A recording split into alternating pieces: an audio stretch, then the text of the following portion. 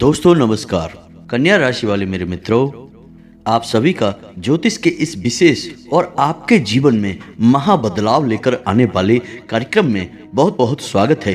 हृदय से अभिनंदन है। दोस्तों, सिर्फ एक बार मेरी ये बात मान लो, अगर जिंदगी पूरी तरह से ना बदल जाए तो फिर कहना। जी हाँ दोस्तों, हम आपको बता दें कि आपकी जिंदगी में एक बहुत ही सुनहरा अवसर आने वाला है। एकमात्र ऐसा मौका आपको मिलने जा रहा है जिसे आप ईश्वर का आशीर्वाद मान सकते हैं। जिस मौके में इतनी ताकत है कि यह आपकी जिंदगी को पूरी तरह से बदल कर रख देगा। जी हाँ दोस्तों, जो आपने सोचा नहीं होगा वो सब कुछ आपको मिलने वाला है। जी हाँ दोस्तों, दुनिया की हर एक खुशी आपके कदमों में आने वाली है और ना केवल खुशियां बल्कि आपके शत्रु, आपके छुपे हुए दुश्मन, आपके अपनों में ही छुपे हुए शत्रु आपके सामने घुटनों पर बैठ जाएंगे और आपके सामने हार मान लेंगे। वैसे हम आपको बता दें कि अब पानी सिर के ऊपर से जा चुका है और अब समय आ गया है कि आपको भी अब कुछ न कुछ प्रयास करके कुछ न कुछ बड़ा करना होगा। और हम आपको बता दें कि अब जीवन आपको बहुत बड़ा मौका देने जा रहा है। इस अवसर को दोस्तों बिल्कुल भी मिस मत कर देना, अन्यथा आप अपने जीवन की सबसे बड़ी भूल करेंगे। तो हमारा आपसे बस इतना कहना है कि वीडियो को आपको पूरा देखना है। वीडियो में बताई गई एक एक बात केवल और केवल आपके जीवन को बदलने के लिए बताई जा रही है और आपके जिंदगी से जुड़ी हुई है। आगे जो भी हम आपको वीडियो में बताने जा रहे हैं वह केवल आपके जीवन की घटना है, आपकी व्यक्तिगत बातें हैं। और आपने यदि इस वीडियो को पूरा नहीं देखा तो हम आपसे गारंटी के साथ कहते हैं कि आप कुछ बहुत ही कीमती, बहुत ही बहुमूल्य खजाने को अपने हाथ से जाने देंगे। जी हाँ दोस्तों, इस अवसर को एक खजाना ही कहेंगे क्योंकि यह आपके लिए बहुत कुछ लेकर आया है। तो वीडियो को पूरा देखें और ठंडे दिमाग से एकदम अकेले में शांत मन के साथ देखें, ताकि हर एक बात जो हम आपको बताने जा रहे हैं वे आपको अच्छी तरह से दिमाग में बैठ जाएं और आप उन्हें अपने जीवन में उतार पाएं। कुछ चीज़ें बहुत ही गहरी होने जा रही हैं, तो हो सकता है कि आपको एक बार में अच्छी तरह से समझ में ना आए, तो आप उन्हें दोबारा देखकर अच्छी तरह से समझ लें। और कुछ जगहों पर आपको कॉपी और पेन की आवश्यकता भी रहेगी दोस्तों, क्योंकि हम आपको कुछ ऐसी गुप्त और रहस्यमयी बातें बताएं जिन्हें लोग पैसे लेकर दूसरों को बताते हैं। हम आपको केवल जन कल्याण के लिए बता रहे हैं, आपके उद्धार के लिए बता रहे हैं। तो उन गुप्त बातों को, उन गुप्त रहस्यों और मंत्रों को नोट करने के लिए कॉपी पेन भी तैयार करके बैठे दोस्तों। तो चलिए बिना समय गवाए आज के इस वीडियो को प्रारंभ करते हैं। लेकिन उससे पहले आपसे एक निवेदन है कि कमेंट में पूरे भक्ति भाव के साथ, बिल्कुल तन्मयता के साथ माता को याद करते हुए जय मां भद्रकाली कृपा करो, जय मां भद्रकाली रक्षा करो अवश्य लिखें। एक बार नहीं, 3-3 बार लिखें दोस्तों। माता की कृपा और आशीर्वाद आपको प्राप्त हो जाएगा तो आपका जीवन एक झटके में बदल जाएगा, आपका उद्धार हो जाएगा। हम भी माता से कामना करेंगे कि आपका जीवन सुधर जाए, आपके जीवन में हर एक खुशी आपको प्राप्त हो जाए। दोस्तों, यदि चैनल पर आप पहली बार आए हैं तो चैनल को सब्सक्राइब करके बगल में जो घंटी का निशान है उसे भी दबाना बिल्कुल ना भूलें दोस्तों। इससे हमारा मनोबल बढ़ेगा और हम आपके लिए ऐसे ही बेहतरीन ज्ञान के नगीने ढूंढ ढूंढ कर लाते रहेंगे और आपके जीवन को चमकाने के लिए भरसक प्रयास करते रहेंगे। तो अब हम आपको यह बताने जा रहे हैं कि कौन सा है वह विशेष मौका, वह विशेष अवसर जो जीवन में केवल और केवल एक बार मिलता है और आपकी राशि के जातकों को भी यह अवसर एक बार ही मिलने वाला है और वह समय अब आने वाला है। जी हाँ दोस्तों, तो आपको ध्यान से हर एक बात को समझना है, बिल्कुल भी अपने ध्यान को भटकने नहीं देना है दोस्तों। समझिए कि जब विशेष अवसर होता है तब ही कार्य करने का समय भी होता है। जैसे कि लोहा जब पूरी तरह से लाल होता है तभी उस पर चोट मारने का समय भी होता है, क्योंकि उस समय मारी गई हर एक चोट लोहे पर गहरा निशान बनाती है दोस्तों। वैसे ही उचित समय पर किया गया कार्य या फिर यूं कहें कि उपाय या फिर कोई क्रिया आपके जीवन में बहुत बड़ी बदलाव लेकर आएगी और आपके जीवन भर उसका असर दिखाई देता रहेगा। तो ऐसे समय को कभी भी गंवाना नहीं चाहिए। तो कौन सा है वह समय, यह हम आपको बताने जा रहे हैं। साथ ही साथ आपको इस समय का पूरा लाभ लेने के लिए क्या क्या करना चाहिए, इन सब बातों के बारे में भी आपको पूरे विस्तार के साथ बताएंगे। दोस्तों, पूरे धैर्य के साथ आपको वीडियो को देखना है। हो सकता है कि वीडियो थोड़ी सी लंबी हो जाए, लेकिन ज्ञान की बातें जानने के लिए थोड़ा सा समय देने में कोई बुराई नहीं है दोस्तों। तो दोस्तों, हम आपको बता दें कि समय जब सकारात्मक होता है और आपको कुछ देना चाहता है या यूं कहें कि भगवान आपको जब कुछ देना चाहते हैं तो उसके लिए आपको भी इस बात की पात्रता होनी चाहिए कि जो भगवान आपको देना चाहते हैं वह आप ले पाएंगे, धारण कर पाएंगे कि नहीं। जी हाँ दोस्तों, आप समझ रहे होंगे कि कोई आपको कुछ देना चाहता है और यदि आपके पास पात्र ही नहीं है या फिर आपके पास जो पात्र है वह छोटा है, टूटा है या उल्टा सीधा है, तो जो सामने वाला देना चाह रहा है वह आप कैसे ले पाएंगे दोस्तों। इसे ही हम पात्रता होना कहते हैं। तो अब हम जब यहाँ पर पात्र की बात करते हैं तो फिर हम बात करते हैं सकारात्मक ऊर्जाओं की। भगवान जब आपको कुछ देना चाहेंगे तो वे चाहेंगे कि आपके आसपास की संपूर्ण ऊर्जाएं सकारात्मक ऊर्जाएं हों, ताकि भगवान की शुद्ध सकारात्मक ऊर्जा या भगवान की कृपा और आशीर्वाद का आप पूरा लाभ ले पाएं। अन्यथा होगा यही कि मानकर चलिए सामने वाला आपको पानी तो देना चाहता है और आप भी पानी लेना चाहते हैं, लेकिन पानी लेने का बर्तन या यूं कहें कि कटोरा आपने उल्टा कर रखा है, तो सामने वाले का पानी देने का भी कोई प्रभाव आपके ऊपर नहीं पड़ेगा और आपकी प्यास भी नहीं मिटेगी दोस्तों। तो आपको क्या करना है, आपको सबसे पहले अपने पात्र में बदलाव लाना है, अपने जीवन में बदलाव लाना है और अपनी सकारात्मक ऊर्जाओं में भी बढ़ोतरी करनी है। अब यह आप कैसे करेंगे दोस्तों, यह बहुत ही आवश्यक प्रश्न है जो आपके लिए इस वक्त तैयार खड़ा हुआ है और इसी पर आपको कार्य करना है। फिर समय जो आपके लिए अनुकूल होने जा रहा है, विशेष योग बन रहे हैं, विशेष अवसर बन रहे हैं, उनका लाभ आपको अपने आप मिल जाएगा दोस्तों। फिर आपको कुछ करने की आवश्यकता नहीं है, आपको बस अपनी पात्रता को मजबूत करना है। उम्मीद है कि आप समझ रहे होंगे कि हम आपसे क्या कहना चाहते हैं। तो आपको काम करना है अपने आसपास की ऊर्जाओं पर और उन्हें पूरी तरह से सकारात्मक ऊर्जाओं में बदल देना है। तो अब इसके लिए आपको 3 जगह पर बड़े बदलाव लेकर आने होंगे। जी हाँ दोस्तों, सबसे पहला बदलाव आपके घर में आपको लाना होगा। दूसरा बदलाव आपके स्वयं के चरित्र में और आपके स्वयं के शरीर में आपको लाना होगा। और तीसरा बदलाव आपकी संगत में, आपकी जो उठक बैठक है, जिनके साथ आप रहते हैं, उन लोगों में लाना होगा। क्योंकि एक इंसान के जीवन में प्रभाव सबसे अधिक इन्हीं 3 जगहों का रहता है। यानी कि वह किस तरह के वस्त्र पहनता है, किस तरह का भोजन ग्रहण करता है, इसका प्रभाव उसके अपने चरित्र पर रहता है, अपने शरीर पर रहता है। किस तरह के घर में रहता है, घर की ऊर्जाएं कैसी हैं, इसका प्रभाव उसके जीवन में रहता है। और किस प्रकार के लोगों के साथ वह उठता बैठता है, इसका प्रभाव उसकी उन्नति पर, उसके जीवन के विकास पर रहता है। जी हाँ दोस्तों, तो आपको 3 जगहों पर बड़े बदलाव लाने होंगे। सबसे पहले कार्य करेंगे आपके घर की ऊर्जाओं को सकारात्मक ऊर्जाओं में बदलने के लिए। तो आप समझिए कि आपके घर में 3 ऐसे स्थान हैं जिन्हें बहुत ही शुद्ध होना चाहिए और सकारात्मक होना चाहिए। जी हाँ दोस्तों, कौन से हैं वो 3 स्थान, आप ध्यान से सुनिए। हम हर एक बात जो आपको बता रहे हैं वह शास्त्रीय पद्धति पर प्रमाणित है और ज्योतिषीय आकलन पर आधारित है, तो आप इनके ऊपर शक बिल्कुल भी मत करना। जी हाँ दोस्तों, हम जो भी बात आपको बता रहे हैं वह 100% आपके जीवन पर आधारित है। तो ध्यान से सुनिए, आपके जीवन में, आपके घर में 3 बहुत ही विशेष स्थान हैं जिनका बेहद पवित्र होना आपके लिए आवश्यक है। तभी आपके घर की संपूर्ण ऊर्जा सकारात्मक हो पाएगी और आपका जीवन भी सकारात्मक हो पाएगा। तो ध्यान से सुनिए कौन से हैं वो 3 स्थान। सबसे पहला स्थान है आपके घर का ईशान कोण। ईशान कोण का मतलब होता है भगवान का कोण या भगवान की दिशा, और ईश स्वयं भगवान भोलेनाथ को कहा जाता है और ईश का दूसरा अर्थ भगवान ही होता है। संस्कृत में ईश के 2 अर्थ होते हैं। तो आप समझ गए कि इस कोण का या इस दिशा का कितना बड़ा महत्व है। अब आपके घर में यह कोण कहाँ पर है, ध्यान से सुनिए। पूर्व और उत्तर दिशा के ठीक बीचों बीच में एक कोना बनता है और यही कोना होता है ईशान कोण। तो आप देखिए आपके घर के ईशान कोण की स्थिति क्या है। क्या वहाँ पर कोई भारी सामान रखा हुआ है? क्या वहाँ पर किसी प्रकार की गंदगी है? क्या वहाँ पर अंधेरा रहता है? क्या वहाँ पर मकड़ी के जाले लगे हुए हैं? क्या वहाँ पर प्रकाश की संपूर्ण व्यवस्था होती है या नहीं?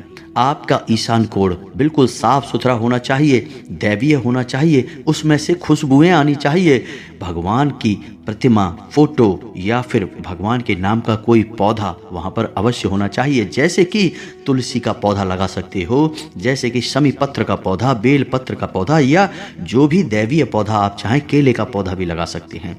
तो भगवान के नाम का वहाँ पर कोई ना कोई प्रतीक अवश्य होना चाहिए। वह भगवान का ही कोना है दोस्तों।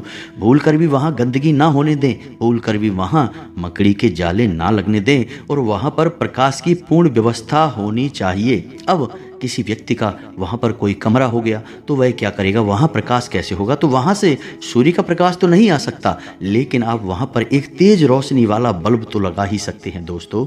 और ईशान कोण वाले कमरे में ही अपना पूजा घर बना लें, वह सबसे उत्तम निर्णय होगा दोस्तों। जीवन में कभी भी आप विपत्ति के शिकार नहीं होंगे, हम गारंटी देते हैं आपको।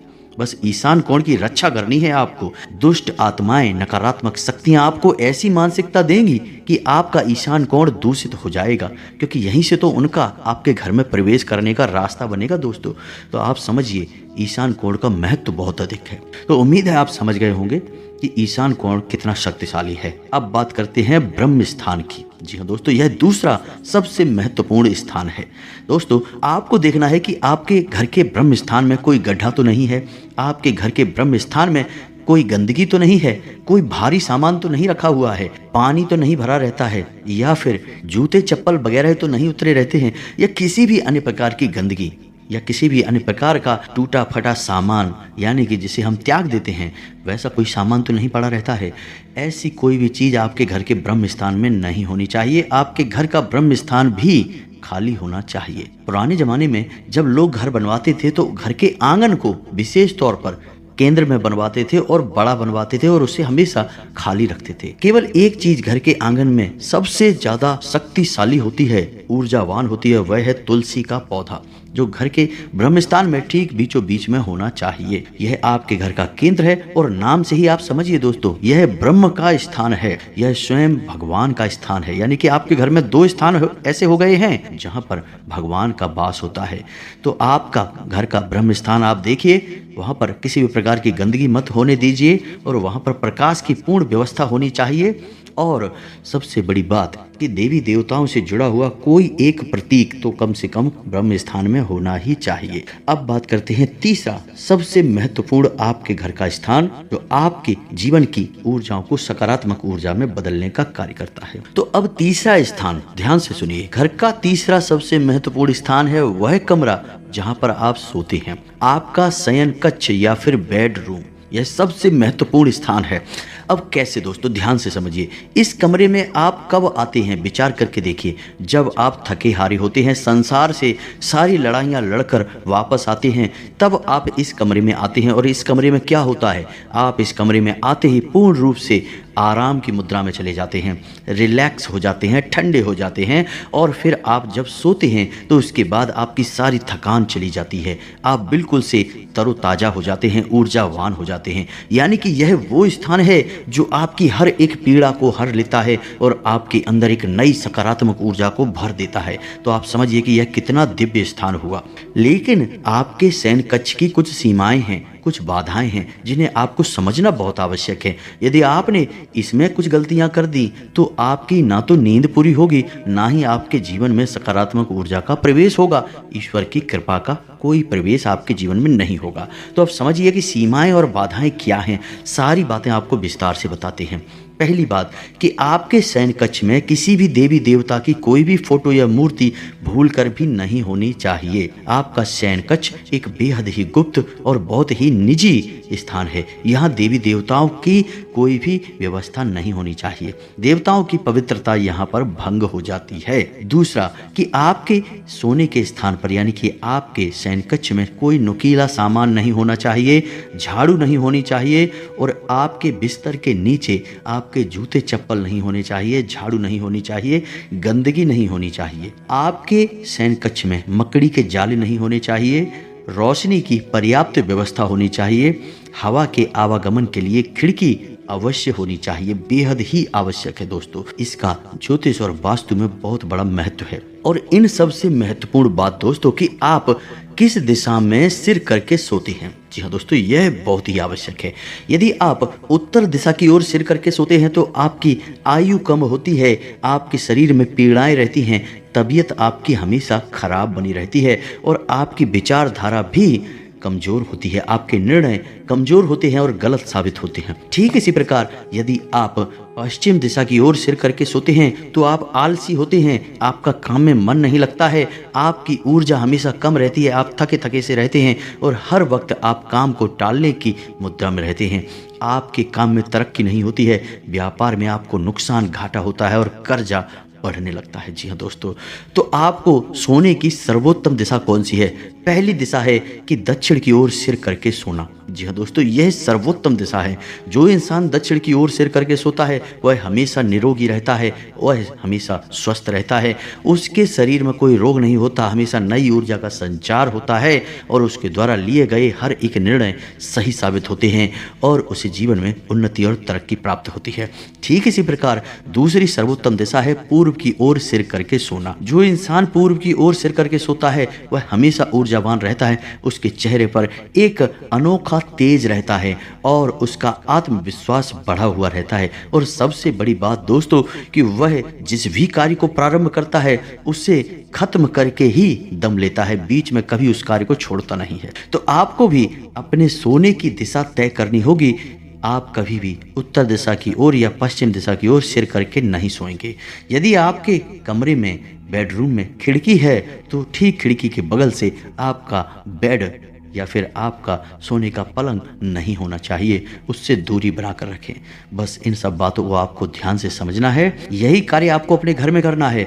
अब बात करते हैं आपके स्वयं के कार्य की। घर के कार्य तो आपने कर लिए, अब आपके घर की ऊर्जाएं पूर्ण रूप से सकारात्मक हो गई हैं। अब आपको अपने ऊपर कार्य करने हैं। तो दोस्तों, आपको अपने ऊपर क्या कार्य करने होंगे? सबसे पहला कार्य आपको अपने ऊपर यह करना है कि हमेशा आपको सूर्योदय से पहले जागना है। यही आपके लिए सबसे महत्वपूर्ण कार्य है। और दोस्तों, आपकी राशि के जातकों के लिए सूर्य को अर्घ देना बेहद ही अनिवार्य है। ये बात आप पक्के तौर पर मानकर चलिए। तो आपको सुबह सुबह सूर्योदय से पहले जागना है। स्नान आदि करने के बाद, नित्य कर्म से निवृत्त होने के बाद सूर्योदय के 10 मिनट के भीतर भीतर आपको सूर्य को अर्घ दे देना है।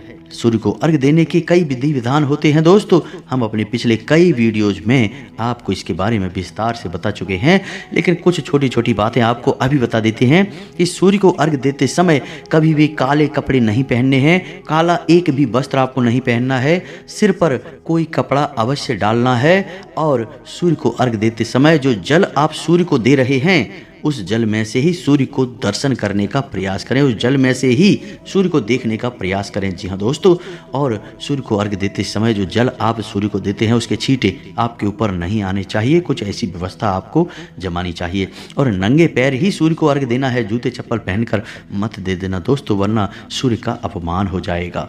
बस ये छोटी छोटी सी बातें हैं। ओम घृणी सूर्याय नमः, इस मंत्र का आपको जाप भी करना है। इस मंत्र के जाप करते करते सूर्य को अर्घ देते हुए यदि आप जाएंगे तो आपके व्यापार में चल रही बाधाएं समाप्त होंगी, रुपए पैसे को लेकर समस्याएं समाप्त होंगी और सबसे बड़ी बात कि आपका आत्मसम्मान और आपका आत्मविश्वास दोनों ही 7वें आसमान पर होगा। दोस्तों, लोग आपकी बात काट नहीं पाएंगे। सूर्य को ग्रहों का राजा कहा जाता है, तो आपका भी बर्ताव राजाओं जैसा ही हो जाएगा। तो यह तो सबसे महत्वपूर्ण कार्य है जो आपको अपने ऊपर करना है। दूसरा कि आपको जितना हो सके उतना सत्य का साथ देना है, गलती से भी झूठ नहीं बोलना है। झूठ आपको तभी बोलना है जब किसी का अहित हो रहा हो, यानी कि सत्य बोलने से किसी का अहित होता है तो थोड़ा सा झूठ बोलकर यदि आप किसी को बचा सकते हैं तो आप झूठ बोलें, अन्यथा बिल्कुल भी झूठ ना बोलें, झूठ की आवश्यकता नहीं है। तीसरा, आपको कोई भी ऐसा कार्य नहीं करना है जो अनैतिक है, गलत है, असामाजिक है, जैसे कि कोई व्यभिचार नहीं करना है, जुआ, शराब और वेश्यावृत्ति आदि कृत्यों से दूर रहना है। साथ ही साथ दोस्तों, आपको खान पान पर भी ध्यान देना होगा। किसी भी तरह का तामसिक भोजन आपको ग्रहण नहीं करना है, जैसे मांस, मदिरा और मसालेदार चीजें, अत्यधिक मसालेदार चीज़ें आपको नहीं खानी है, ज़्यादा तली भुनी चीज़ें आपको नहीं खानी है। भोजन आपका जितना सादा होगा, सरल होगा, उतना ही आपकी बुद्धि खुलेगी और आपके जीवन में तरक्की के रास्ते खुलेंगे। और सबसे महत्वपूर्ण बात यह है कि आप पूर्ण रूप से शुद्ध हो जाएंगे, सकारात्मक हो जाएंगे। दोस्तों, यकीन मानिए कि इन बातों को यदि आपने अपने जीवन में अपना लिया तो आपका जीवन इस तरह बदलेगा जैसा कि आपने सपने में भी नहीं सोचा होगा। जी हाँ दोस्तों, आपको खुद को यकीन नहीं होगा कि ये आप क्या बन चुके हैं, आपने कितनी तरक्की हासिल कर ली है। इसी के साथ साथ आपको एक ना एक धार्मिक संस्कार भी अपनाना होगा। कहने का मतलब यह है कि एक नियम बनाइए कि आप रोज भोले बाबा को जल अर्पित करेंगे, या फिर आप रोज हनुमान जी का चालीसा पाठ करेंगे, या फिर आप कोई और जो आपको अच्छा लगे वह संकल्प ले लीजिए और उसे अपने जीवन में शामिल कर लीजिए और पूरी ताकत लगाकर इस संकल्प को पूरा करने की कोशिश करिए। कहावत कही जाती है ना, करत करत अभ्यास के जड़ मत होत सुजान और रसरी आवत जात से सिल पर परत निशान।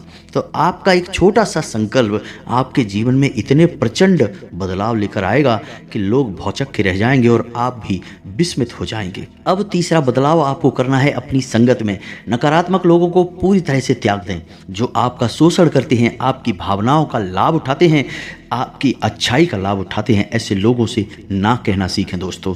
ना कहने से कोई बुराई नहीं होती है, लोग आपको वैसे ही स्वीकार कर लेंगे। और वैसे भी ऐसे लालची और धोखेबाज लोगों से रिश्ता रखने का क्या फ़ायदा, जो आपकी मुसीबत में तो काम आते नहीं हैं, केवल आपसे अपना काम निकलवाते रहते हैं, आपका शोषण करते रहते हैं। जी हाँ दोस्तों, ऐसे लोगों से आपको दूरी बना लेनी है और ऐसे लोगों का चुनाव करना है जो सचमुच में आपका हित चाहते हैं और सचमुच में आपको सही सलाह देते हैं और आपकी तकलीफ में दुखी होते हैं, आपके साथ रोते हैं। ऐसे लोगों को आपको चुनना होगा। बेशक ऐसे लोग आपके जीवन में बहुत ही कम हैं, जी हाँ दोस्तों, हम जानते हैं यह बात, लेकिन उन कम लोगों का साथ ही आपके लिए अमृत के समान होगा। ऐसे विषैले लोगों से आपको दूर रहना है जो आपको परेशान करते हैं, आपकी भावनाओं को नहीं समझते हैं। ऐसे लोगों से आपको दूर रहना होगा। बस दोस्तों, ये 3 जगहों पर आपने कार्य कर लिया तो अब आपके जीवन में जो योग बनने जा रहा है वह योग आपको बहुत अधिक लाभ देने वाला है। जी हाँ दोस्तों, तो अब ध्यान से सुनिए। अब वीडियो में सबसे महत्वपूर्ण बात हम आपको बताने जा रहे हैं। हम उस योग के बारे में खुलासा करने जा रहे हैं जो आपके जीवन में बहुत ही चमत्कारी बदलाव लेकर आने वाला है। अगले 3 से 5 दिनों के बीच यह घटना घटेगी और यह घटना आपके जीवन को बदल कर रख देगी। 2 ग्रहों की चाल ऐसी बन रही है जो आपकी राशि में आपको सीधे तौर पर बड़े चमत्कारी फायदे देने जा रही है। तो ध्यान से सुनिए इस योग के बारे में। ज्योतिष शास्त्र में जब गुरु के साथ चंद्रमा एक ही घर में विराजमान होते हैं तो एक योग बनता है जिसे हम गज केसरी योग कहते हैं। क्योंकि दोस्तों, गुरु और चंद्रमा दोनों ही शुभ ग्रह हैं, जातक को श्रेष्ठतम लाभ पहुंचाते हैं, तो आपको भी यह विशेष लाभ पहुंचाने जा रहा है। अगले 48 घंटों में यह योग बनने जा रहा है और इस योग के बनने से जातक को जीवन में राजयोग तक का निर्माण हो जाता है। जी हाँ दोस्तों, यह बहुत ही विशेष योग होता है। इस योग का मतलब यह है कि हाथी के ऊपर शेर बैठा हुआ है, इसीलिए इसका नाम गज केसरी योग होता है। दोस्तों, इसका विशेष लाभ आपको हासिल करने के लिए आपको अपनी रिंग फिंगर में, जिसे हम अनामिका उंगली कहते हैं, उस उंगली में आपको एक चांदी का कड़ा पहनना चाहिए। साथ ही साथ दोस्तों, आपको गुरुवार के दिन केले की जड़ का पूजन करना चाहिए और भगवान श्री हरि विष्णु की माता लक्ष्मी के साथ पूजा आराधना करनी चाहिए और 7 गुरुवार व्रत रहने का एक संकल्प भी ले लेना चाहिए। बस इतना सा करने से आप चमत्कारी बदलाव महसूस करेंगे। अगले 48 घंटों में आपका जीवन बदलने जा रहा है। यकीन मानिए कि आपके जीवन में बहुत ही जबरदस्त चमत्कारी बदलाव आ जाएंगे। बस शर्त यही है कि आपको अपनी पात्रता बढ़ानी होगी। आपको अपने जीवन में अपने घर, अपनी संगत और अपने स्वयं के ऊपर कार्य करना होगा। अन्यथा इस योग का फल तो मिलेगा लेकिन बहुत ही कम, यानी कि इसका अंश कम होता चला जाएगा। आपकी सकारात्मकता के ऊपर ही सब कुछ निर्भर करेगा, आपके प्रयासों के ऊपर ही सब कुछ निर्भर करेगा। दोस्तों, यदि आपका कोई प्रश्न बनता है तो आप कमेंट करके पूछें, हम आपके प्रश्नों के जवाब देने की पूरी कोशिश करेंगे। साथ ही साथ दोस्तों, कमेंट में पूरे भक्ति भाव के साथ जय माँ भद्रकाली रक्षा करो, जय माँ भद्रकाली कृपा करो अवश्य लिखें। माता आपके ऊपर दया दृष्टि करेंगी, आपका जीवन सुंदर और सरल बन जाएगा। दोस्तों, इसी के साथ साथ आज के इस वीडियो को विराम देते हैं। मिलते हैं अगले ज्ञानवर्धक वीडियो में, तब तक के लिए धन्यवाद। जय माता की।